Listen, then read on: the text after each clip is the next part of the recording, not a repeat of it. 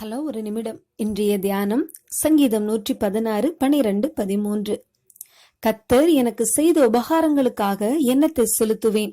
ரட்சிப்பின் பாத்திரத்தை எடுத்துக்கொண்டு அவர் நாமத்தை தொழுது கொள்ளுவேன். ஆண்டவருக்கு நன்றி செலுத்துவதற்கு என்ன இருக்கிறது என்று சிலர் எண்ணுகிறார்கள். அதற்கு மாறாக நமக்கு ஆண்டவர் கொடுத்திருக்கிற எண்ணற்ற ஆசீர்வாதங்களை நாம் சற்று சிந்தித்து பார்ப்போமானால் ஆண்டவருக்கு நன்றி செலுத்தாமல் இருக்கவே முடியாது. 6 வயது சிறுவன் இன்னொருவரின் வீட்டிற்கு விருந்தினராக அழைக்கப்பட்டான். எல்லா உணவு வகைகளும் பரிமாறப்பட்டு விட்டது. உடனே அந்த வீட்டுக்காரர் சட்டென சாப்பிட ஆரம்பித்து விட்டார். விருந்தினராக வந்த சிறுவன் மாத்திரம் ஜெபித்துவிட்டு சாப்பிட ஆரம்பித்தான்.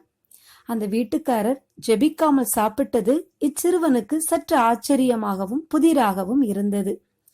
அந்த சிறுவன், ஏன் அங்கிள், நீங்கள் சாப்பிடுவதற்கு முன்னதாக ஜெபிக்க மாட்டீர்களா என்று குழந்தைக்குரிய ஒன்றுமறியாத அப்பாவித்தனத்தில் கேட்டான்.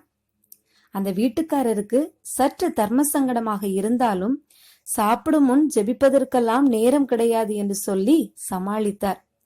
இந்த பதிலை கேட்ட அந்த 6 வயது சிறுவன் சற்று யோசித்துவிட்டு தனது குழந்தைக்குரிய அதே தன்மையோடு, அங்கிள், எங்கள் வீட்டில் உள்ள நாய்க்குட்டியும் உங்களை மாதிரிதான்.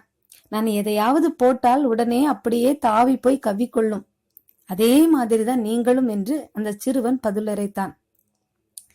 இதை கேட்கும் நாம் ஒவ்வொருவரும் இந்த சிறுவனைப் போல ஆண்டவருக்கு நன்றி செலுத்தும் பழக்கமுடையவர்களாய் இருக்கிறோமா?